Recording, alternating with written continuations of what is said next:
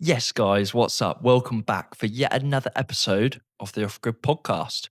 A little ask before this week's episode. If you are a fan of this podcast and have been listening to it over a period of time now, I would love to hear what you think of this podcast. Now, what will massively help this podcast is if you go into Spotify now, find the Off Grid section into Spotify, just click those three dots, then tap rate this podcast, and then click 5 stars. Simple as that. No, it'd be good to hear what you think. But more than anything, if you are just enjoying this podcast and want to see it grow and get bigger guests and just keep enjoying it, then rating this podcast with 5 stars will massively help. So, yeah, if you're a fan, thank you very much for doing that. And on with this week's podcast. All right, this episode is with Tom Livingstone. Tom is a professional climber, 2-time winner of the Piolet d'Or, which I've massively bodged, but it's basically regarded as like the Oscars of mountaineering, and he's a 2-time winner of that award. He's the founder of the Young Alpinist Group, which is a mentorship program supporting the next generation of alpinists. And in this conversation, we talk about how he turned his hobby of climbing into a full-time career over 10 years without a plan, why he disagrees with awards being given in climbing, what a life as a sponsored climber actually looks like, why failure happens roughly half the time and why that's okay, and his advice for young people who want to pursue an uncertain path in life. All right, guys, on with the podcast. Let's do this thing. Tom, welcome to the Off Grid podcast. Thanks very much. Mate, so good to have you on because you clearly got a great energy for life, and you do describe yourself as like this high energy character, and you get easily psyched for stuff, which I love. That's like super similar to me. I want to ask, where did you think that you get that energy from in your life? Yeah, it's a difficult question, and I'm not sure exactly where, but I guess it just helps to be a little bit optimistic about most things in life, and to naturally want to do the things that you're motivated for. And so, yeah, it's difficult to answer, but I would definitely say that it's really helped me to not be too scared to do the things I want to do, despite them still being daunting or despite them still being a challenge.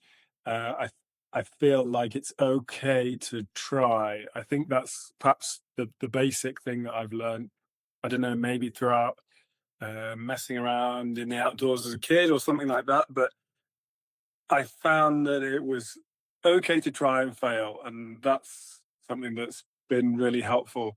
Like, okay, I can try a big route, a big climb, or something in the mountains, and as long as you're doing things intelligently, safely within your comfort zone a little bit, for example, it's all right to try. So with when you sort of open that, then you think, okay, great, well, I can try anything, or I can suddenly be thinking of loads of goals or loads of ideas.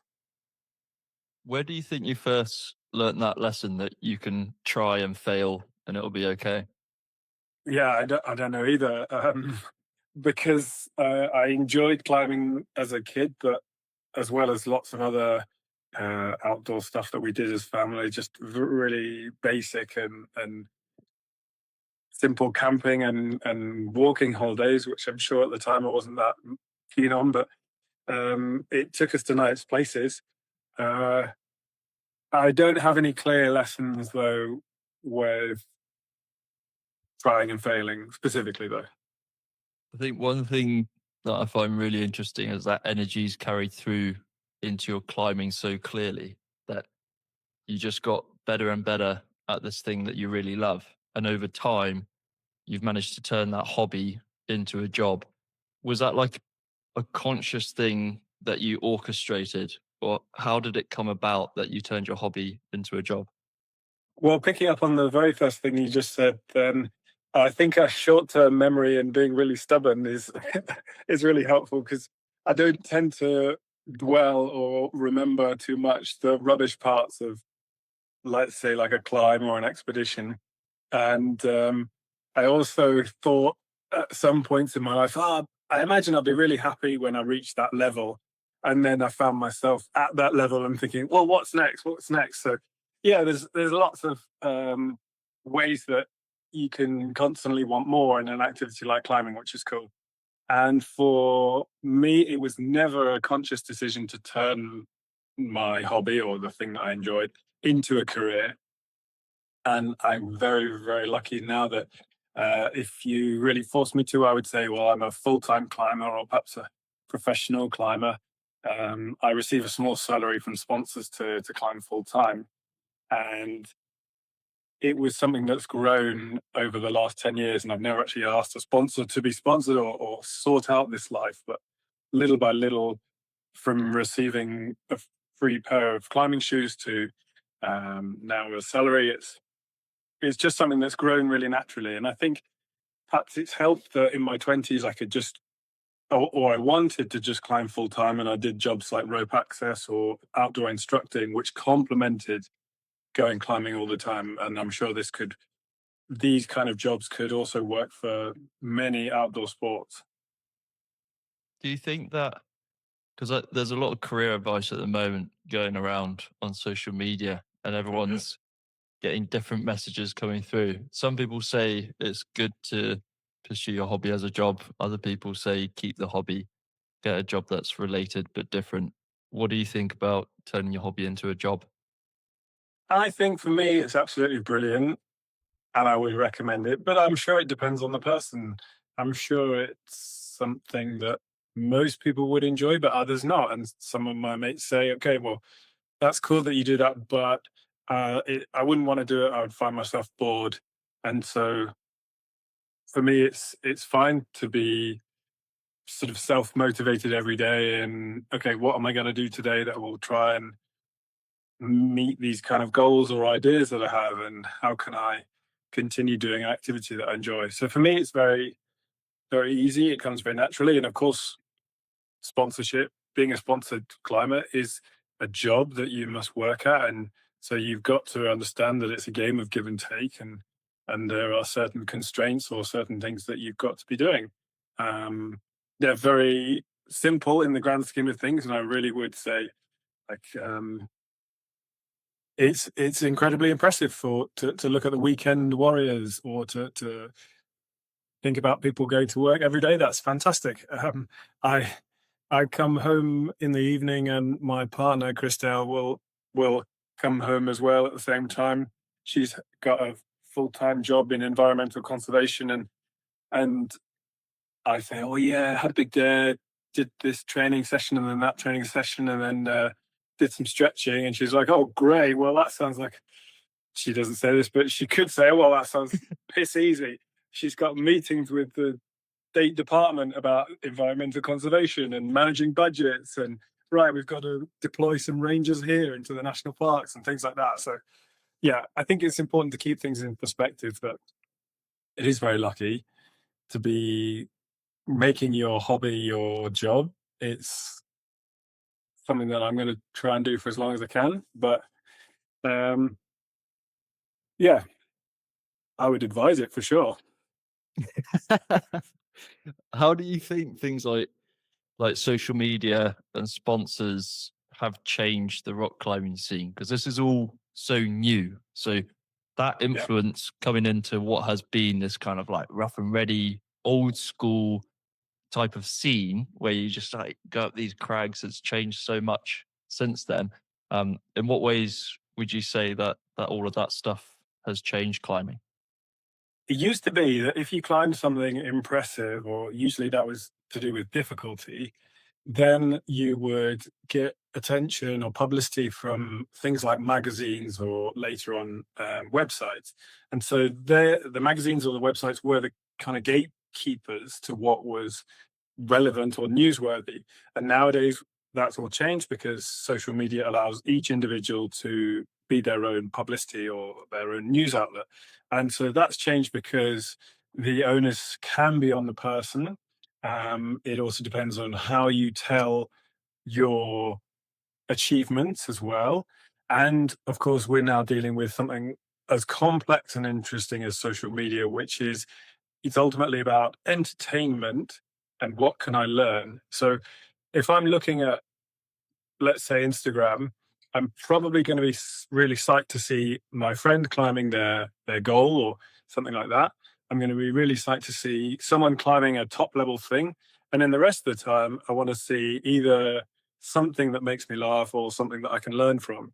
So you've changed the whole game. Actually, it's really interesting with climbing, with everything else, I guess, at the same time, because it's not important really how hard you climb anymore. It's how interesting you can be and how informative you can be.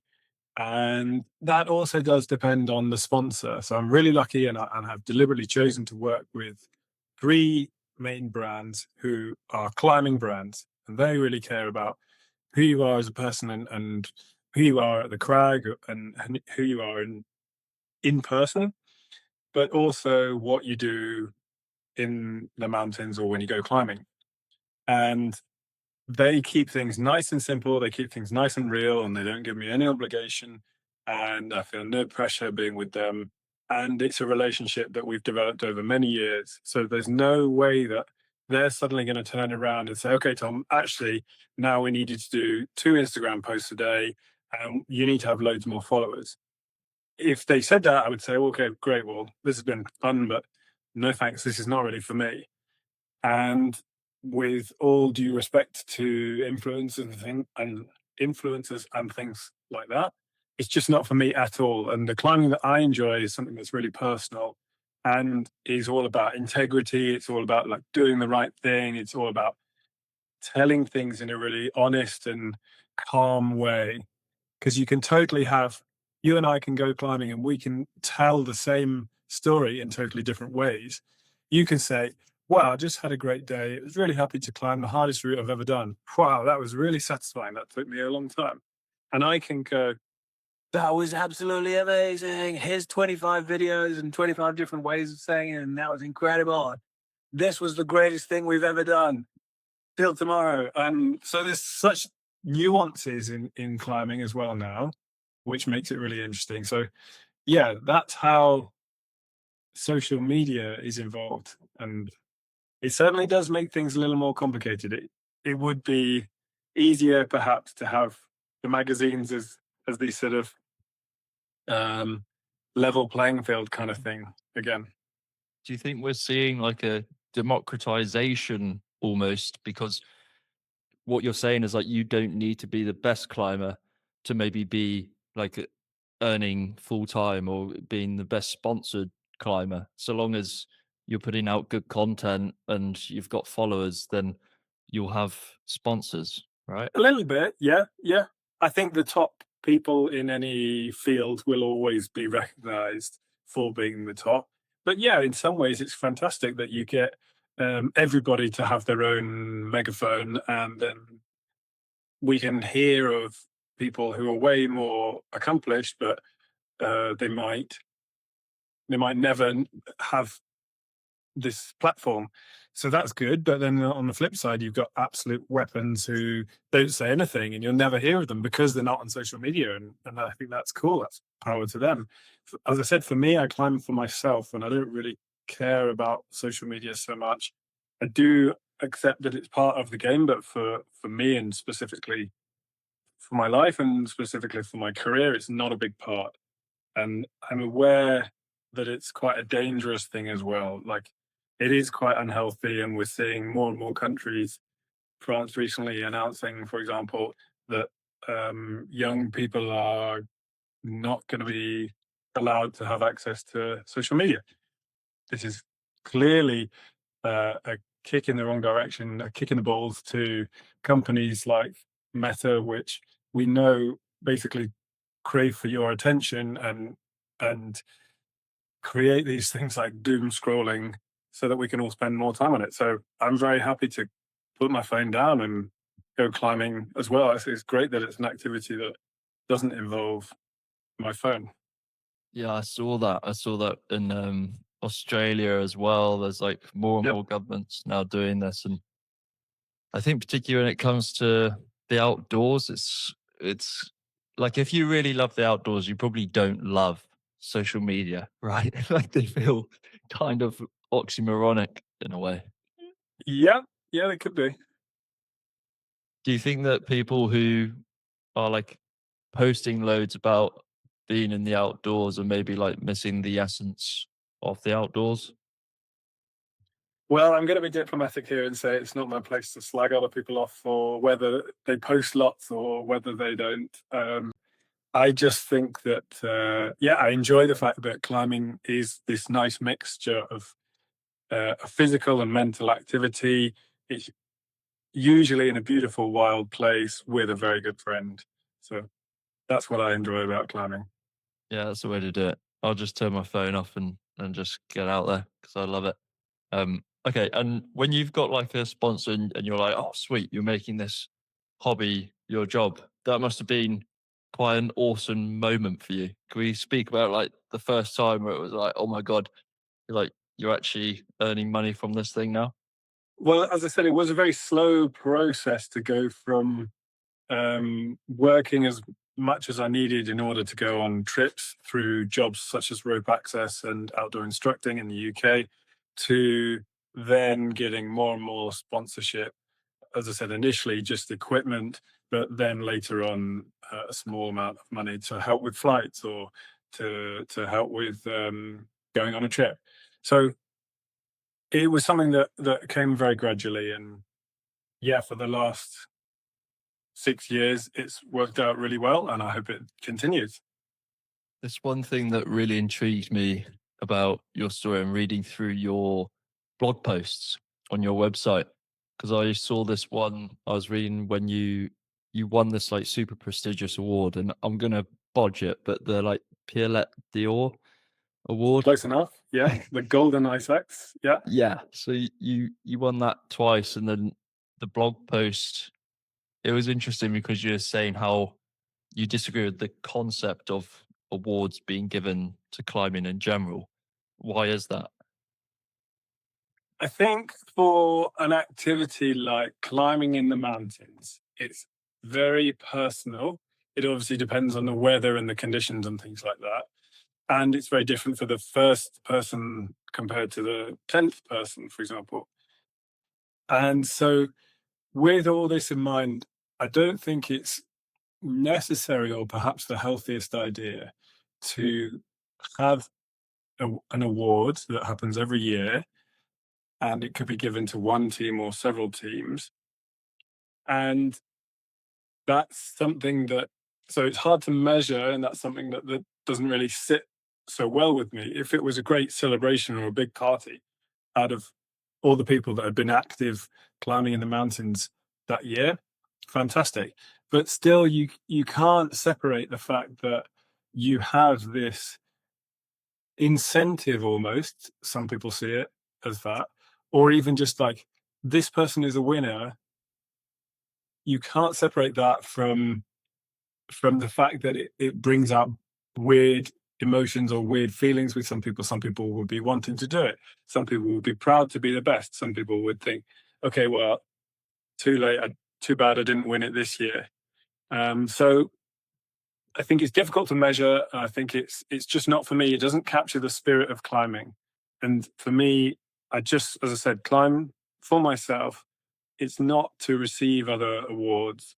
And I would not mind not receiving it. But then, of course, it is weird that there's this kind of like devil on your shoulder almost when you're saying, okay, well, we could do a big climb and we could win another award. You're like, well, how annoying is that? You don't need this feeling and you don't want this feeling, but we're all humans. And so I have to really work hard to remind myself why, well, I have to work a little hard to remind myself why I climb. It's not for these reasons. It's not to be called the best or anything like that. And there's particularly with an activity like climbing mountains where there is a risk that you die, then that would be kind of a dumb way to die.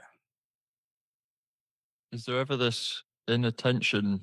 Now you are in this fortunate position to be doing it as a job. Is there ever that tension between wanting to continue to rock climb of your own free will and that sense of like amateur freedom that comes with just doing it for fun? Um, but also like you got to realize like those awards and stuff, they are helping you fund your life and pay your bills and stuff like that.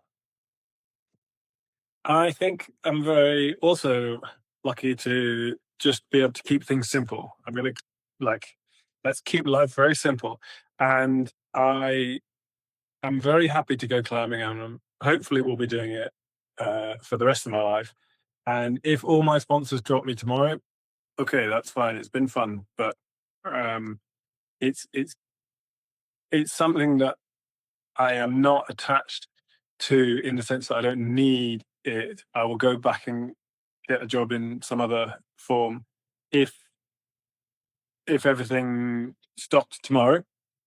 And I think that's important to have. As a good friend of mine, Stephen McClure, says, have an exit strategy, like have a plan. Sponsorship isn't going to last forever. And I'm sure there will be um, the next generation, some up and coming guys who are going to climb things in way cooler or way better than me. And fair enough, that's natural, that's great, and that's the evolution of a sport or an activity like climbing. So yeah, we shouldn't get too attached to it, and should have an exit strategy. And yeah, as I said, if sponsors suddenly were valuing some awards like that, then that would create some complications. Of course, I'm not naive, and I know that it does matter. It does matter a little bit to me, and it matters to my parents. They're saying, "Oh, great, you've got an award, nice one," and I'm trying to explain the nuances of it, and it does matter to sponsors and to the general public, and so that's why I've accepted it. I think it would be too violent an action to like reject an award like this. Yeah, yeah, I get that. It's it's definitely one of those things where I think a lot of people, no matter what job you're in, you have to kind of ask yourself like, why are you really doing that thing? And unfortunately, I think a lot of people just say, well, because of the money. Like that is ultimately the reason why most people work. Is For sure, yeah, yeah, absolutely. what would you say to those people who are like maybe in a spot where they don't really enjoy what they do, but the reason they do it is for like the money and maybe the social status and things like that that comes with it. Well, as you said, we all need to work, and we all need to do the things we want to do. I guess as long as everyone is aiming to be happy, or doing the things towards making them be happy, then that's great. And I would say that there are still opportunities for. I hope there are still opportunities for everyone to have little adventures, or to have access to nature and the outdoors. And I think it's incredibly difficult to untangle ourselves sometimes from the fact that we do have a very um, financially based society. That's just how it is. Yeah, you all have to be part of it. If you want to be part of society, then you need to earn money. You can't just be like at total recluse. Yeah, I mean, we could all just go and live on the beach and forage for food, but then that would be a very different society. Yeah, I've been close. I feel like I'm kind of I'm like right on the line between the two worlds. I'm like I'm either okay, let's like build a business, let's do it. And then the other times I'm just like, oh, just get a van, go to the woods and hang out there for a year. Mhm. Yeah, as long as you're trying to do the thing that you enjoy, then yeah, go for it. Yeah, that's actually maybe something that you'd probably be able to comment on is like if someone was young and obviously your younger self that was rock climbing as a hobby, to then tell that young person like go get a proper job or you're like, where's your career path and all that sort of stuff. Obviously, with retrospect, you've got the benefit of being like, I did it, made it happen. That's great. But If you were to talk to that person who's like doing something that they really enjoy, but there is no clear career path or something like that, what would you say to them? Well, it is tricky. Yeah, we all need to make money, as we said, and we all encourage other people or our younger selves to be happy. I think I would say give yourself a real opportunity, and this could be some months or some years perhaps, of trying to do the things or the thing that you want to do, that you really want to do. But I understand that that's an incredibly simple view and it can be a bit naive.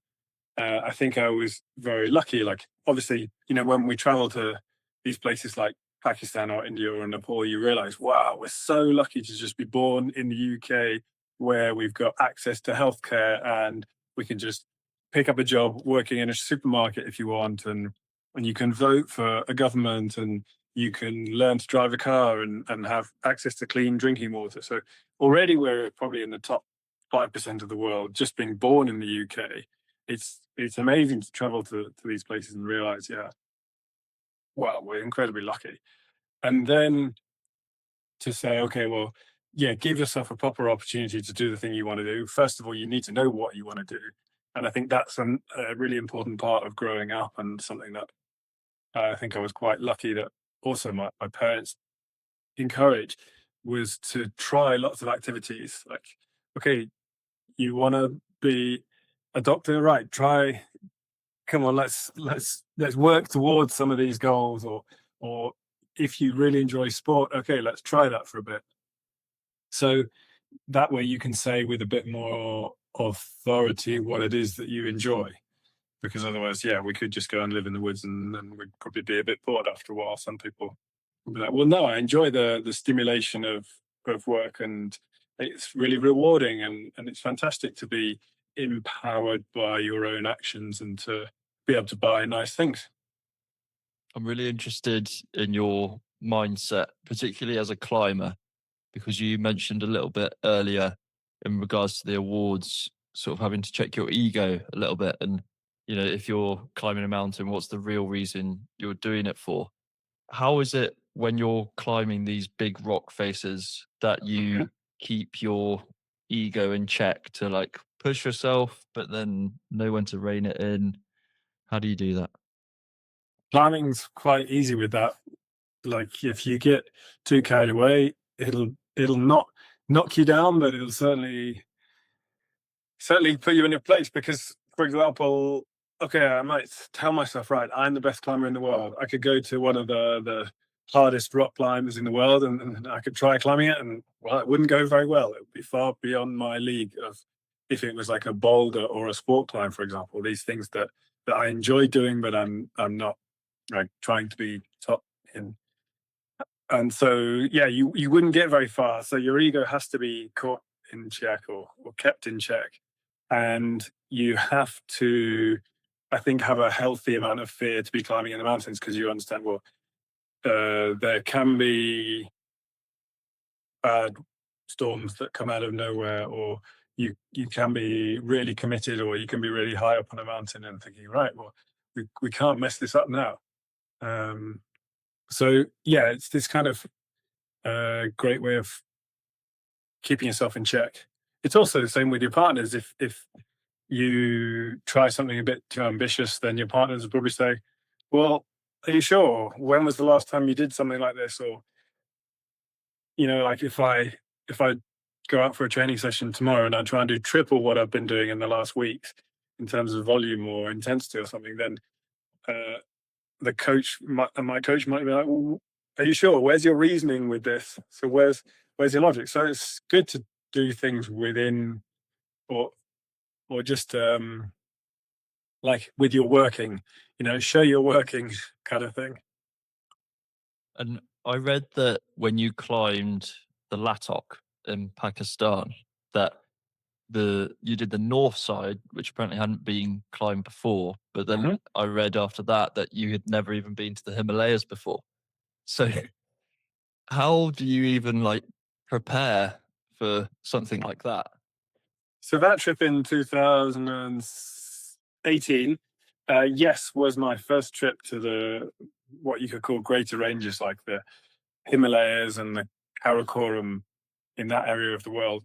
And again, with climbing, it keeps you in check. You can't try a grade 9 before you've done a grade 7. It just won't work. You just won't get anywhere. So in the UK, we're really lucky to have this great kind of culture where you build up slowly. It's also for your own sake, as I said, because ultimately you're the only one that's taking a risk. So I built up really slowly, and I thought it was important to do that, building up the grades and building up my experience. And when I was invited to go on this trip to Pakistan in 2018 to Latok with two good friends, Luca and Alej, I felt like I was pretty ready for that. I hadn't had a huge amount of high altitude experience, but I'd still kind of served my time. And these two guys, my friends, had obviously put some trust in me, so they considered me ready as well.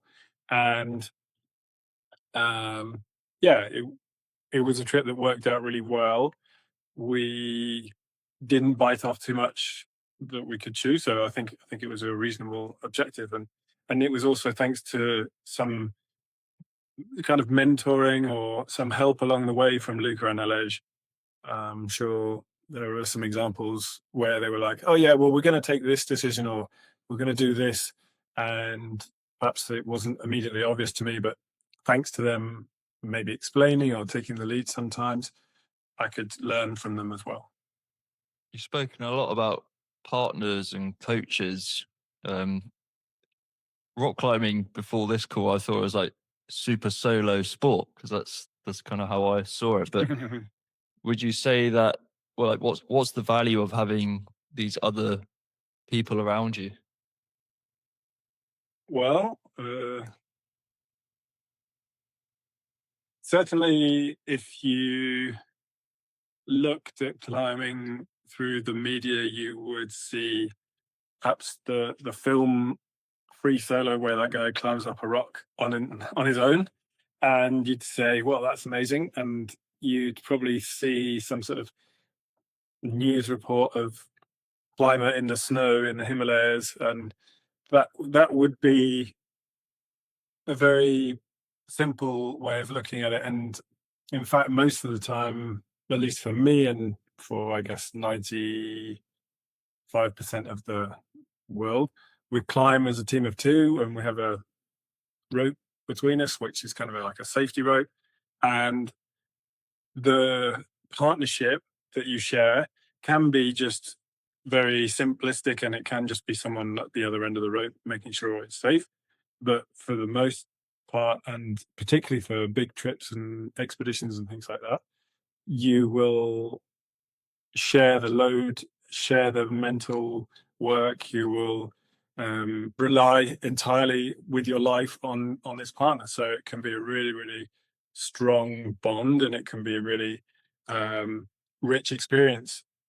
It's very difficult for me, and I think I'm perhaps a bit better at writing these things and talking about these things. But to climb for 7 days on Latok with Luca and Alej in the middle of Pakistan on something that was relatively unknown was like such a rich and deep experience. Very straightforward decision making, which was thanks to a good partnership. Um, Having all sorts of events like getting a little bit of bad weather just before the summit. So we're thinking, oh, well, we've come all this way. Well, maybe we're just going to have to turn around just below the top. Oh, no. And then suddenly the weather clears and it becomes a little brighter. And even though it's still snowing, Luca just puts on his harness and starts putting the gear on his harness, like getting ready to go. And you're just like, whoa, all right, we're going up. And his strength of mind to just be like, no, this is bad weather. We can deal with this. On we go. He's amazing, and yeah, so it's cool. When you reflect back on these big climbs that you've done, what are the moments that are most nostalgic in your mind? Mm, nostalgic in what sense? Like if you were to think back on good times over your rock climbing, what are those times that you reflect on? I'd say most of the time it's pretty good times. As I said, a short-term memory, forgetting all the bad times is a helpful attribute. And well, yeah, if you go on an expedition and it's 2 months, then there's a lot of things to things that go on. And for sure, if you have a very similar mentality or mindset to your partner, then it's a lot of laughing. It's a lot of trying to get to the top of the mountain and back down again. Um, with, yeah, 2 months of work and maybe 10 years of experience behind that, and 10 years of training and slowly building up to the goal that help. Yeah, I mean, it is obviously fun and everything, and like I'm psyched. I'm like, oh, it's so cool, but it's dangerous, right? And it's like, yeah, there's risk involved as well. So I guess there's the trust, the experience that comes into play. When you're Yep. approaching a climb, and it's like, have you ever approached a climb where like you've known that previous climbers have tried to climb it and died? And did that? How did you manage your emotion during a climb like that? Not sure if there's any that spring to mind immediately where someone's pegged it beforehand, but yeah, you try to take sensible decisions and to keep yourself attached to the mountain and to not take big risks, and always to keep one eye on your escape options or the way down, and to not bite off too much in one go. Has that ever happened for you? Because I feel like a lot of people listening will probably think, oh, like I shouldn't get into it because I can't do it and I'm going to make a mistake. Sometimes that's part of the journey, though. So, has Yeah, that ever happened to to you? try and fail is absolutely fine, and for the most part, climbing is a very safe activity, and it's all very calm and controlled. And if there's any risks, then the outcomes or the consequences are very small, or they can be well managed. Um, yeah, and the fact that I've climbed for nearly 20 years now kind of shows that, well, we're not all complete psychopaths that go out every day and we're just like, right, I'm going to get to the top or bust. No, it's generally like a very calm and controlled thing. If I'm trying a route or if I'm trying a mountain or whatever, 50% of the time, roughly, it might not work out. 50% of the time, you're not in the right place at the right time with the right partner and the right weather, and you're not acclimatized and fully healthy and things like that. So it's worth keeping in mind that, speaking of social media, as we were doing earlier, that 50% of the time, perhaps, if you're trying an ambitious thing, it doesn't work out. And that's okay. And it's important to show that, and it's important to acknowledge that. So it's probably the case with most people. And yeah, it's worth keeping that in mind. When you're doing these sorts of climbs now, if the goal isn't to get to the top, like top or bust, then what is your goal? Like, what is it you're hoping to achieve in your climbing now? Well, it's the same as it was in the very beginning. It was to have fun. It was to enjoy this activity, which brings me so much and is so challenging, or can just be so fun. And as I said, it's both physically demanding, but also mentally. There's something very interesting about kind of playing with that feeling of fear a little bit, not in a, again, not in a psycho way, but just in a challenging yourself way. And yeah, it takes you to great places. It takes you to um, interesting places, and um, it's also a sport or an activity that's changing really rapidly. We're seeing it in the Olympics now, which is incredible. Um, it's, yeah, usually with a great friend as well. So yeah, you can develop really good partnerships, and I hope that continues. Yeah, and that's I think also something in that you place importance on is like the style, the way in which you climb. Like that seems to be something important in your climbing. Is like the way in which you get to the top. Why is that important to you? Certainly, yeah.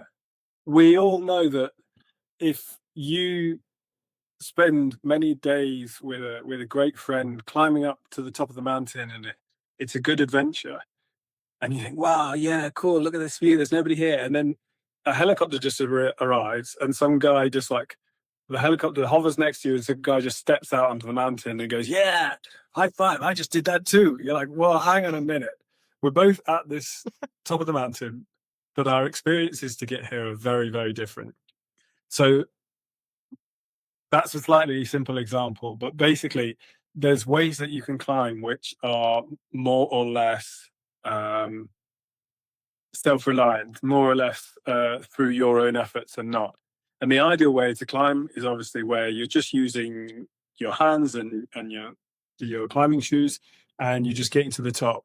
And if you wanted to like go around a hard section by going up a ladder, okay, that's fine, but that's different to if you do it all by yourself. And so I think it's really important to be open and to be honest about the way that you do these things and whether you do like use a ladder, metaphorically speaking, or not.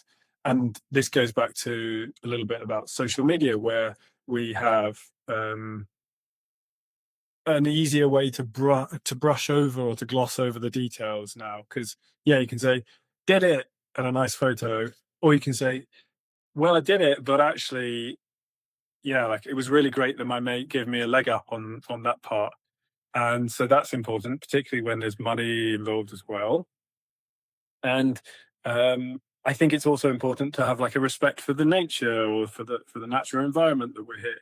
If you do this and you like create a massive mess, and you might take a bunch of flights or helicopters to work out the route, and then your filmmaker is like putting in a load of bolts to get up the rock as well, or he's like flying non-stop drones and all the local birds and eagles are flying away, then there's obviously different ways that you can do this. So I think it's, yeah, an activity which is ultimately for yourself, but you should remember that and not get too carried away with uh or yeah, you should just as I said, kind of like keep it real, keep it nice and simple, like be open and honest with what you're doing. These are the kind of basic, unwritten, not even rules, but unwritten guidelines with climbing. And we can accept that there's different ways to do these things. I think hats off to someone who's like never climbed a mountain in their life, and then they like one day climb Everest with a bunch of people helping them and with a bunch of oxygen and stuff like that. Like, okay, fair play. That's great that you're getting to discover this natural world and have this challenge to yourself. But you should realize what it is, and you should, or what you've done, and you should realize how you might be able to do it better next time. And you should also realize the whole thing around what you're doing. Like, yeah, okay, you might be employing someone to shove you up the mountain or to help you get up to the top of the mountain, but that's different to, let's say, climbing just you and I. We pack our bag and we start climbing this mountain, and at the end we leave no trace. We get to the mountain and we're completely autonomous. If we need to, we can go down. So yeah, there's different ways to do Yeah, I'm down for it, man. Let's do it. Let's pack the bags and go. it. I feel like that could be a wider philosophy for life there. You just not just in climbing or like a physical endeavor, just how you do something matters so much more than actually doing the thing. It could be like, Yeah, how do you raise your family rather than like you've got a family, or like how did you make all your money rather than like you made all your money. yeah, it's very true. Is that something you apply to your wider life as well? I think not consciously, but I think it's certainly, or I hope it is certainly something that I think about. As you said, like, do you make your money selling arms and weapons to a different country, or do you make your money through a slightly more honest way? And yeah, do you treat others with respect and try to do the right thing or the nice thing, and or do you just well, I don't care about anyone else? where I wanted to finish on was with the Young Alpinist Group. I just wanted to see what that was all about online, and it looked awesome. So, can you just say like what is it that you guys are up to? Sure. Well, when I was in my 20s, I was climbing a lot with some friends, and we were just kind of being dirt bags and going climbing as much as we could and doing jobs so that we could just fund the next few trips. But we were looking at a few countries which had these programs for young, experienced climbers. And we were looking at a bit enviously and saying, why can't we have something like that in the UK? The idea was that these young climbers would have mentorship, they would have training and financial support and equipment support in order to help them progress. And so I created the Young Alpinist Group in 2020. And the concept is very similar. It's a group of 10 individuals which stay in the program for 3 years. And the idea is that they become more knowledgeable and safer and better climbers in the mountains, mountaineers, through things like mentorship, climbing with new people, developing different ideas and partnerships, receiving financial support and equipment and things like that. And so it's currently on its third intake. And tomorrow we're going to the Écrin, which is a mountain area in France. And we're going to spend 12 days climbing in the mountains and developing new partnerships, trying to do some routes together. And so that's the idea. That's awesome. That's cool because I was at the Royal Geographical Society earlier this year, and there was a talk being given by James and George, who had Hmm. done that climb, and then I saw an Instagram post where they had tagged you guys into it, the Young Alpinist Group in it, and I was wondering, are they like part of the group? Yeah, so the talk that you saw was from James Price and George Ponsonby, and they were two members of the second generation, so the one that's just finished, of the Young Alpinist Group. And they, together with three other members, Anna Salago, Sinead Thin, and Gemma Robertson, they all, as a team of five, went to Pakistan in the autumn of 2025 as their final trip, their like graduating trip, if you like, of the Young Alpinist Group. Unfortunately, I wasn't able to attend, but they went, and the girls managed to almost climb a really, really good mountain. And James and George managed to climb a nice mountain. And so, yeah, that presentation that you saw was a highlight of the Young Alpinist Group. So I'm very happy for those guys. yeah, it's so cool to see young people being supported in that way, and then being able to come back and share the story in London. It was like, oh, this is sick. This is Yeah, good. yeah, no, it's great when, well, it works out well, and I'm really happy for the group. It takes a lot of time and energy for me to do it, and I do it basically on a volunteer basis at the moment. It's become something that I think needs to create a slightly more sustainable platform for when I finish it after this third intake. That'll be 9 years of me running it, and I'll be happy to pass it on to someone.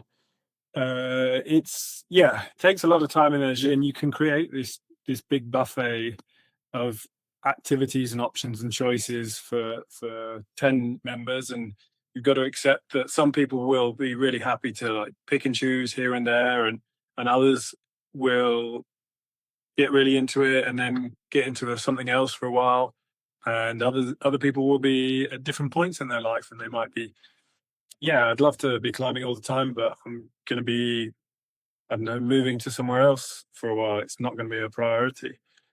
But some will be really, really motivated, and you can tell, or you can be happy that they'll all enjoy it, hopefully. But you can be happy that some will be just super psyched to climb all the time for the rest of their life. What do you want for future climbers that you didn't have when you were a young climber? Oh, good question. I'm not sure about that. I don't think there's a significant difference between, say, now and 15 or 20 years ago. I think climbing is very accessible and climbing is very easy now. Anyone can go to a climbing wall that's probably near them and try on those shoes. And we go, right, what's with these weird, funny shoes? And why are these people jumping around all the place? And it hurts my fingers and it hurts my arms. And yeah, sack this off. Let's go. Oh no, let's go to the cinema. Nobody goes to the cinema any day. Well, I'm showing my age. Um, so I think the main thing is if you want it badly enough, this is such a cliched thing to say, but if you want it badly enough, you can make it happen to some degree. So if you want to go climbing all the time, you'll find your nearest climbing wall, you'll meet some people, you'll go climbing with them inside or outside. You might learn about some clubs or like the national climbing body, if you like, which is the BMC, the British Mountaineering Council, and you might learn some ways to progress, and you might see some competitions online and stuff like that. So if you want it badly enough, there are ways, and there are lots of people who are very motivated to help as well. I'd say climbing is a relatively small and niche activity where you can still, like, you can go to a cliff, a crag, and you can bump into someone else and you're like, what are you doing with those things? Or what's this? Or and people will be happy to explain these things and to welcome you to come climbing with them.